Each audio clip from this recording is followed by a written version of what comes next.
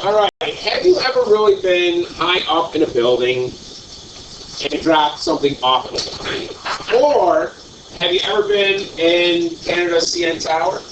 Or been to New York City in the Empire State Building and thought what it would be like if you dropped something off it? I just thought this. Same thing. So, what are we really going for today? I can explain the free fall quadratic, and I can use this to solve real-life problems. That's exactly what we're going to do today, and we're going to really drop some stuff today, which will be cool.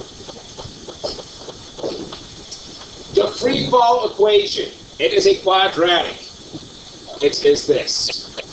F of t, our function, with respect to time, that's what t is, time, is negative 16t squared plus b sub 0 of t plus h sub 0.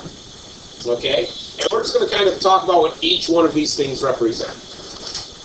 All right? And it is a quadratic. This 0 isn't a sub-zero. Okay? It's below. It's like d of 0. I'm not actually multiplying 0 times anything. I'm just labeling the v. If you want, you can take the 0 out. You can just say b times c plus h. You can. V and h are just numbers that we're going to put in there. Just like negative 16 is there. But negative 16 never changes. And I'll explain why in a second. All right. So, negative 16, anyone have an idea if negative 16 never changes what that represents? Well, what's gravity? When you learn it in science class, what is gravity? What's the rate at which gravity pulls you down? 9.8 meters per second squared, right? Gravity is 9.8 meters per second squared. Well, that's all fine and dandy if we use the metric system, but we don't here, do we? We use English units, don't we? So, Isaac Newton and all those guys kind of calculated this out. Do you remember when we did the ramp in here with the ball that rolled down and we had that table?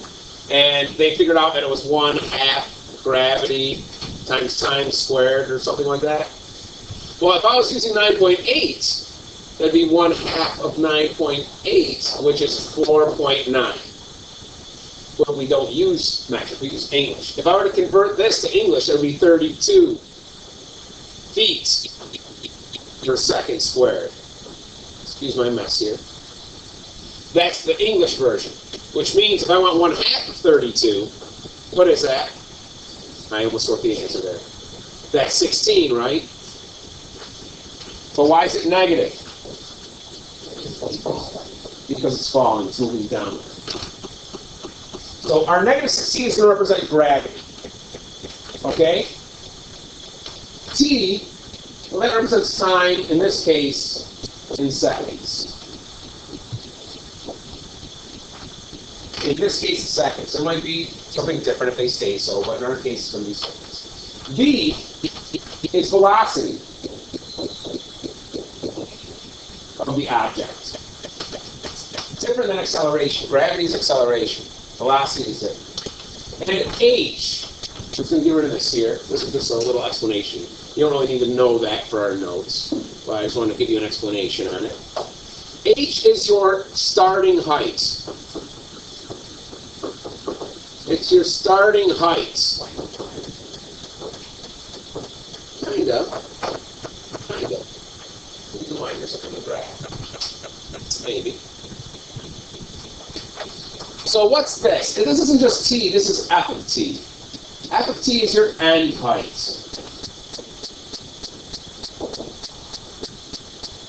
It's your end height. Your starting height, your end height, you have gravity, time, and velocity. We're going to use all these, but for free fall, it's even better. Because one of those goes away. One of those goes away. I have a tennis ball. If I drop it from 4 feet, we can calculate the time it's going to take for that tennis ball to drop. In fact, we'll measure up 4 feet and take some guesses, and then we'll use this equation to calculate it, all right? How are we going to set up our equation for that ball dropping? We're going to drop it at 5 feet, okay? So, tennis ball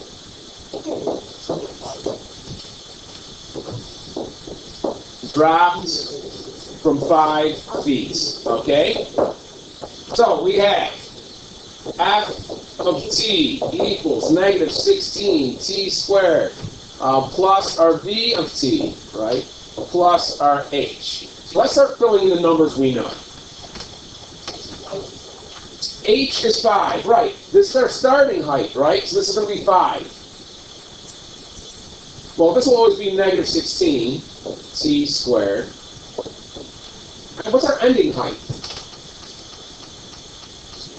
0. The ball's going to hit the ground. The ground is a height of 0, isn't it? Ending height is 0. Now, here's the question, the v. I'm holding this ball in my hand and dropping it from 5 feet. How fast is this ball moving right now? Nothing. If it is free falling, it has no speed whatsoever. It's just acceleration pulling it down. So for any free fall, the velocity will always be 0. And what's 0 times t? It's 0. So I can just say it's negative 16 t squared plus my starting height equals 0. Yeah, it was crazy. So, we can calculate t right now. But let's not do that yet. Let's actually drop the ball and figure out what the time is. Or do you want to calculate the time, see how far we were off, and then check to see if our answer was really right after we turn. What's that? We guessed 1, 2, and 3 seconds, right? We're at 2.5. Let's solve this. Or should we drop it first? Come on. Drop it first. We're going to drop it. Here we go. Now, the first time we did it, we got 0.73 seconds when we timed it. Okay, this is the actual drop. And then you got 0.52, but then there was 2 or 3 times where we got closer to 0.27 seconds. This is all human error in here. Obviously, there's a right answer. Let's solve for t and figure out what it is. Now, I only have 1 t here, don't I? There's only 1 t here, so I'm just going to solve for that variable. What's the first thing I should do? Yeah, let's subtract the 5 from both sides. If I subtract 5 from both sides, boom, I got negative 5 equals negative 16 t squared. Now what do? Divide by negative 16. That sounds like a good next step. Now, this will go away. So I've got, now if you have a decimal that runs on forever, just leave it a fraction. You can say 5/16 equals t squared. How do I solve for t? The square root, right? So now in your calculators, put the square root of 5/16. And give me that decimal place, give me that 3 decimal places. So the square root of 5/16. Make sure you put the whole fraction underneath the bracket.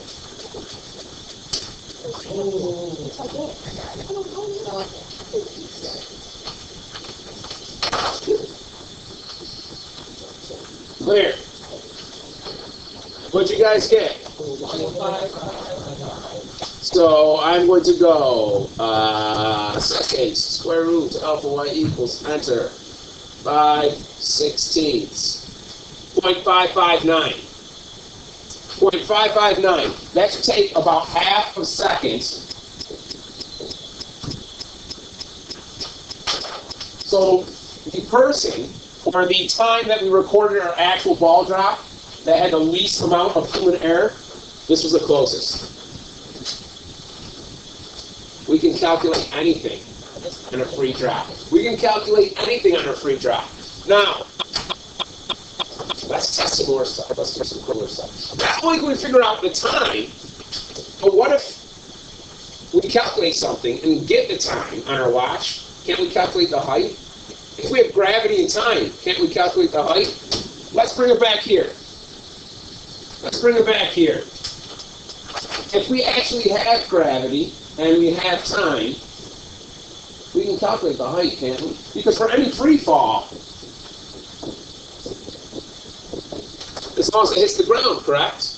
Well, if I have the height, I can calculate time. But if I have the time, I can calculate the height. Interesting. Why don't we start playing around a little bit more? So now we just grab the tennis ball from where the ceiling is, right?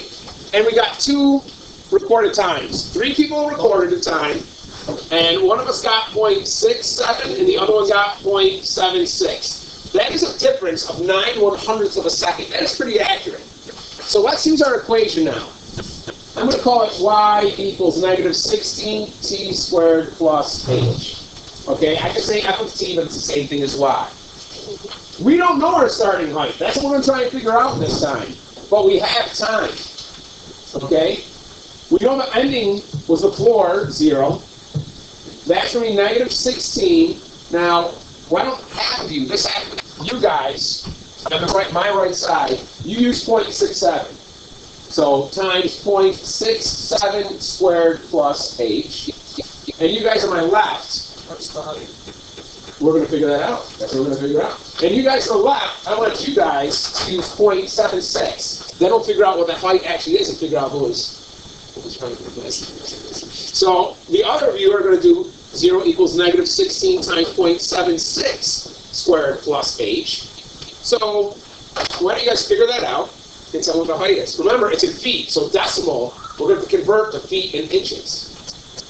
Here you go. You guys at my right side, the 0.67. What did you get your height to be? 7 feet 18 inches? 7.18. That is 0.18 of the next foot. So 7 feet. All right? And this is 0.18 of the next foot. How many inches are in a foot? 12. So what's 0.18 times 12?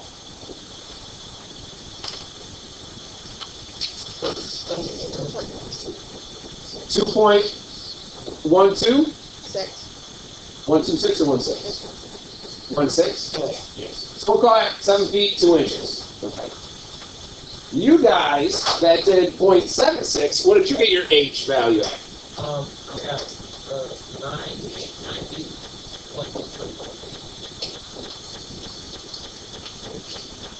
That's 9 feet. And what is 0.24 of the next foot? Well, what's 0.24 of 12 inches? That's almost a quarter. That's what? 2.88. We'll call that 3 inches. So 0.24 times 12 is 2.88, which is approximately 3 inches. So 9 feet, 3 inches. So let's convert this to inches. How many inches are in 9 feet? 9 feet, 9 times 12 is? 108. 108 plus 3, that's 111 inches for this time, 0.76. How many inches is this? 7 times 12 is? 84 plus your 2 inches, that's 86 inches. Do you know what the actual height was? What was that? At least 12 feet, you said, right?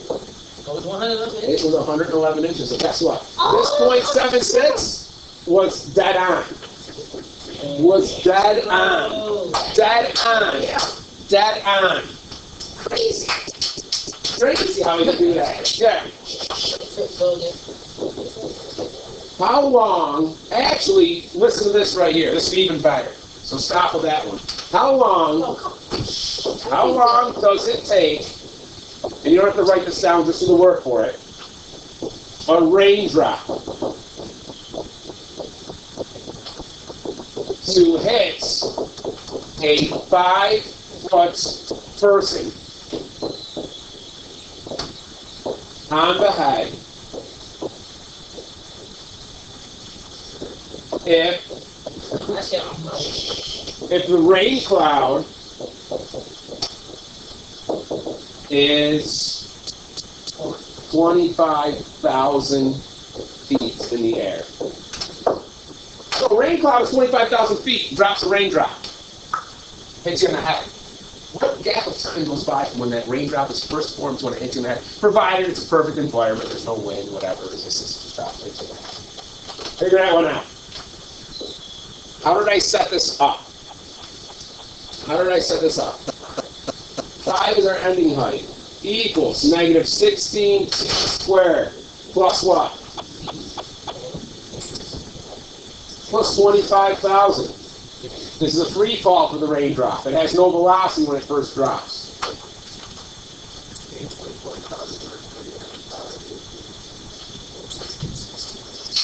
Great. If I subtract 25,000 from both sides,